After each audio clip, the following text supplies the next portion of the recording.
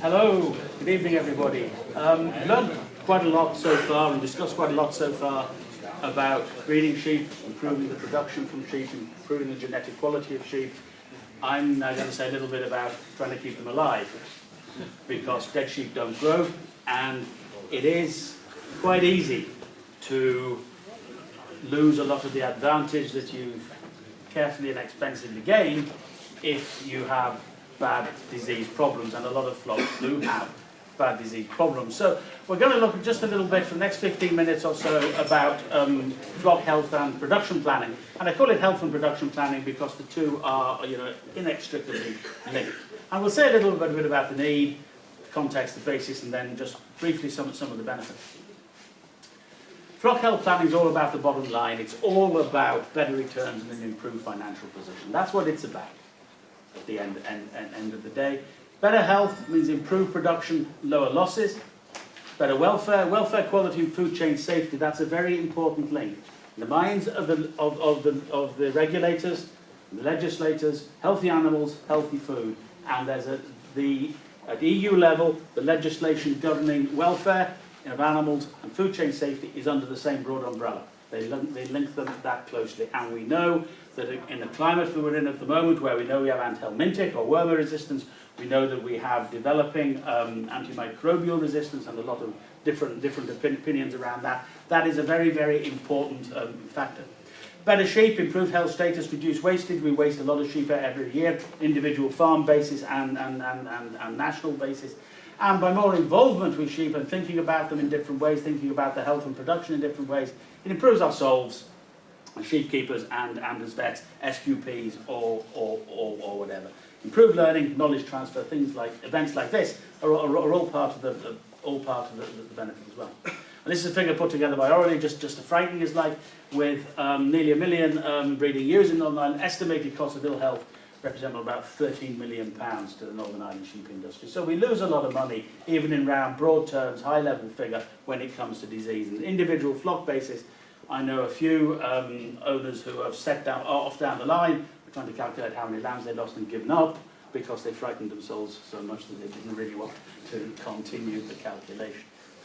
So, what is a planning basis? Now, I think certainly when you're first starting off, this does involve flock visits. Certainly by farm vet, or these days there are specialist sheep vets as well. Maybe your cafe advisor will be in that meeting as well to add to the plan.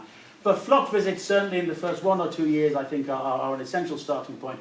Thereafter, you can actually carry out your flock health planning meetings actually in the vet practice. You can go and take your data and everything and do it that way. But to start out, certainly you want to have visits. And I like to time those visits at key times in what you call the shepherd's calendar or the sheep year. So you have several choices: weaning, flushing, topping, pregnancy, lambing, lactation, rearing, and then weaning again the second year to come through the complete cycle. You can't really afford to have that full sort of list of meetings. So I think the 2 weaning meetings and a mid-pregnancy meeting are probably the ones where you get the most bang for your buck. So 3 meetings a year usually, weaning, pregnancy, and weaning the second year. What do you do? How do you start out? The essential starting point is a performance review. You've got to know, as far as possible, your baselines. And that's where you might get the first of the problems, depending how good your recording systems are. You might not be able to judge too well your baseline, or you may be able to judge it very well. So you may need to establish or improve your recording systems. You may need to get you a better system for analysing what's actually going on in your flock.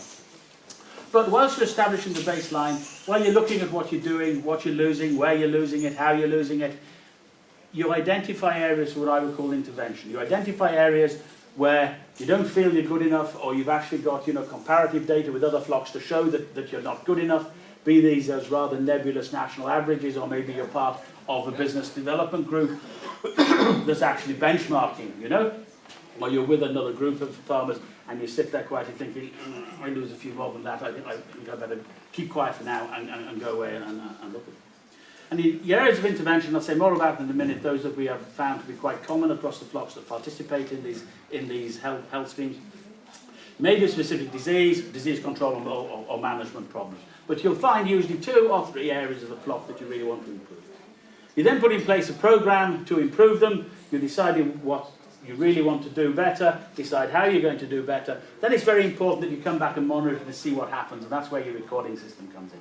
We tried to lose less lambs, we did this, did we lose less lambs, did it work, do we continue doing that, or do we dustbin it? Because it ain't working, then don't continue doing it. So you look at the cost, you look at the cost benefit. I'm going to say a bit about that in a minute, and then you adjust as necessary. So these things are dynamic. They're not just a one-off, write down the vaccination program, that's the health plan, put it on and leave it. They're constantly evolving, they're moving on from year to year as you overcome one problem, find another, or whatever.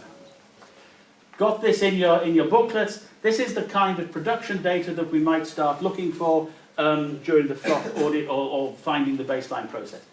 We would also look extensively at disease problems. We would look at each class of sheep. We would look at neonatal lambs, we would look at growing lambs, we would look at ewes outside pregnancy, and we would look at pregnant ewes, we would look at rams. So in each class of stock, we would try and get a handle on where we're losing the most and what we're losing them from. And if you do that on the basis of some very good records, you can find some surprising things in flocks that you didn't suspect before, and suddenly it does sort of hit you between the eyes. So what are the components, what are the bits of this plan that you put into place? Once you've established your baselines, once you've decided what you want to improve, what are the tools that you actually use to make that improvement happen? You have a preventative medicine program, as we call it, or preventive medicine program. That would be your vaccination programs, your wormer programs, your flucicide programs, your scab control program, your mineral supplementation. All the things that you do every year in the flock they're aimed at preventing disease. And when you set out with your flock health program, you look back at those, you check that they're right. You check that you're actually using the vaccines when you should be, that you actually needed the vaccine. You would go through your routine treatments, what you're doing routinely to young lambs, your navel dipping, are you giving them a squirt of Neptune down the throat? What are you doing and why? What's the justification? Is it working? Do you need to do it? Routine health monitoring programs. Are you carrying out an abortion screen? Are you trying to diagnose what is the cause of abortion in ewes? Are you looking at the metabolic status of ewes pre-lambing to make sure that their feeding is right? Are you looking at their trace element status before you supplement, so you know that you are giving them the trace elements that they need, that you're not giving them too much, that you're not wasting money? Do you have blood samples done, or do you just fine? I'll say more about some of the management elements that may or may not be in the plan in a minute. Your plan can be as narrow, as broad as you like it. You can really concentrate it down just onto your medicines or drugs, but I would advise you to broaden it from that and take in some management components as well. Recording most certainly, because that allows you really to see where you are, where you're going, and how you got there, so you can benchmark or carry out any sort of financial analysis.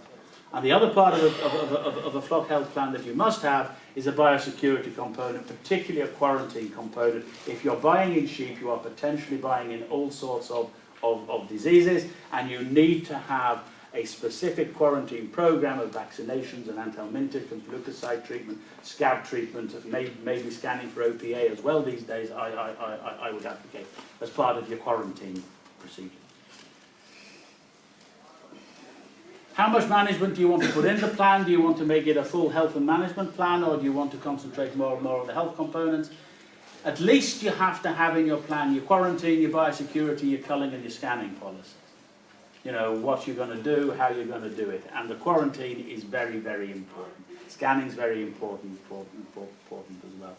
Recording, Eileen will say a lot more about this later on, certainly when it comes to production data and how, the systems that are out there to allow you to do that.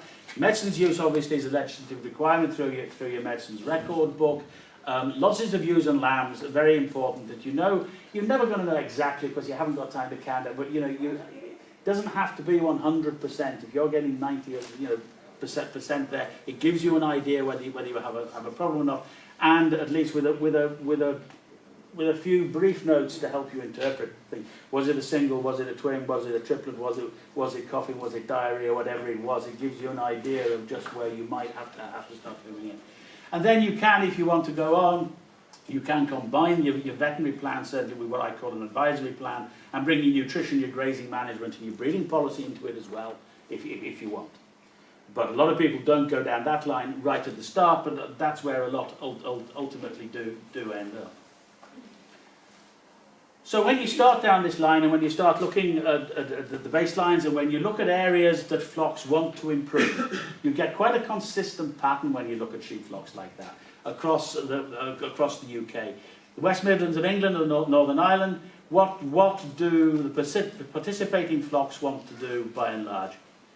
Reduce their lamb losses, neonatal lamb losses, and that I would include in that there is abortion, poor viabilities and early deaths. Reduce lameness, reduce anthelmintic use by applying the SCOPS principles or sustainable control of parasites in sheep. I'm sure most of you are familiar with that, which basically is coming up with management and drug usage systems to combat the increasing development of resistance amongst the gutworms and liver fluke to the commonly used wormers and flukicides.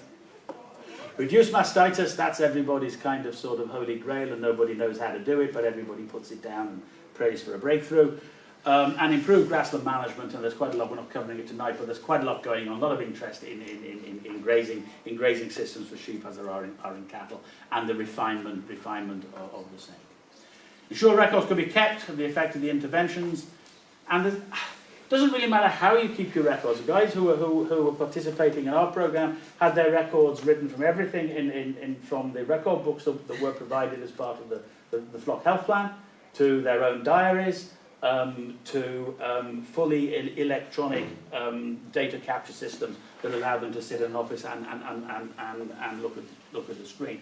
It doesn't really matter how you do it, as long as it works for you and as long as the data that you have is retrievable and usable. And then you need obviously to look at the money, the trading accounts, the income and the expenditure.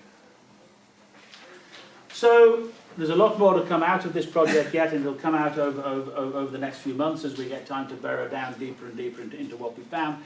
But a few sort of high-level sort of things. What can you actually achieve? We're looking here at a breeding flock of 400 ewes, 50 ewe lambs. First year that we went into the flock, we identified that there was a very high level of abortion. So we decided that we'd put in a health monitoring program. We'd submit abortions to the lab. We'd find out what the cause of the abortions were. The cause of the abortions was enzootic abortion. Perhaps no surprise, because that's one of the commonest causes of abortion in the Northern Ireland sheep flock, along with toxoplasma. So what did we do? We implemented a vaccination program, because there are two chlamydial vaccines on the market that allow you to vaccinate flocks against enzootic abortion. And once you vaccinate a flock, you do find that the policy is effective. Vaccination policies are effective. You do reduce the abortion rate. So if you do a sort of partial budget, which is a very high level sort of analysis, the new cost in that flock with the vaccine, which cost them about £300, but the new revenue that they generated for the extra lambs, those that didn't abort, is about £1,500. So there's quite a benefit there. Now it's a very high level figure, and you can carp about, well, there was time and everything else, but it is cash in your pocket that even if you spent your time, you earn. That's a very simple thing, and that brings us back to what we said before about having health monitoring programs, about submissions to find out what it is that's actually killing the sheep in the flock. Case study 2, breeding flock 200 ewes, very high producing flock. When we went in, we looked at it, we thought that the young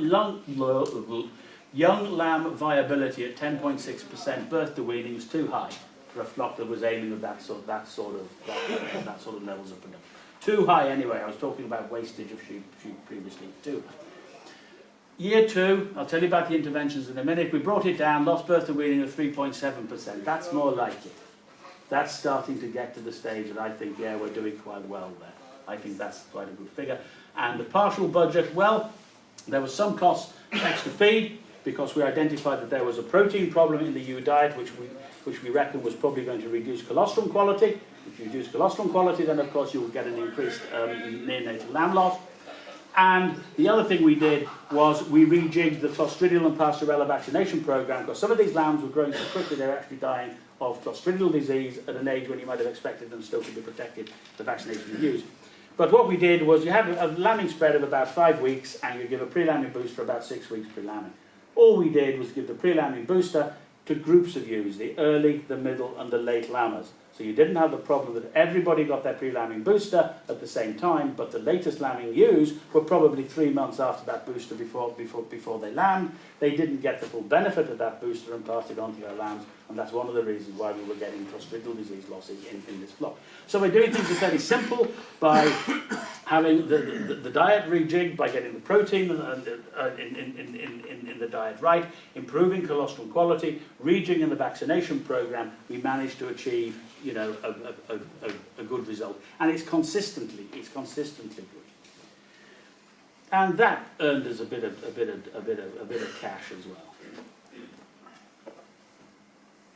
How much does it cost? We reckon the first year you're probably going to have to shell out about £500 in year one, and thereafter it probably costs you about £300 a year. But you might, if you're going into the practices and what have you, get it less than that. You know, so it's that sort of ballpark figure. The benefits, well, this is one of the problems. I think everybody can see the health and welfare benefits. Getting your handle on the production benefits isn't too difficult either. But of course, it's the value of that extra production that does drive the viability of, well, it drives the viability of the whole enterprise. But basically, it will vary from flock to flock. The better the flock is when you start, the less the impact you can have. But even in very good flocks, you can have a substantial impact. Depends on the initial standards, depends on the success in increasing output. But I think it's very likely most of these flocks will do one of two things. You will either increase output or you will reduce wastage. And by wastage, that might either be wastage of sheep or it may be wastage of drugs or expensive minerals or whatever that are being used when they don't need to be. But of course, at the end of the day, it depends on the income from the sales of the output. The plans can be successfully developed and implemented. We have put these plans out onto farms in Northern Ireland the same way as we put them out in England and before that in Scotland. They work. We know they work. We know that they can be managed on farm. That flocks can cope with them. They're not an unrealistic burden. They need to be flexible, targeted, realistic. You have to use, no, you're saying, right, okay, I've identified 5 areas that I want to improve. I'm going to do them all in year 1. If you want to do that, you'll have to pick 2, probably 3, maybe at the outside. You have to look at all aspects. Drugs, supplements can't fix everything. You've always got to look. You've heard me talk about sheep disease in other forums. Every disease of sheep relates to another disease or another part of the flock somehow along the way. You can't look at any one group in isolation. Any analysis of a disease problem in a sheep flock has to be comprehensive, and you know you have a ewe-lamb unit that performs together throughout its life. Record your performance data, including animal losses. You have to grit your teeth, and you do have to tick it and go, oh, well, it died anyway, so we won't have that one. You've got to put them down. Benchmark if you can, either officially or unofficially. We know they work. I think it's now time that we start talking about them more seriously than we have done in the past. I think that there are more plans in flocks in GB than there are over here. I think that there are obvious health, welfare and production benefits, and I can see that in the current climate there could soon be compliance benefits as well, when retailers particularly start to demand that these plans are in place. Well, himself is lurking with his microphone.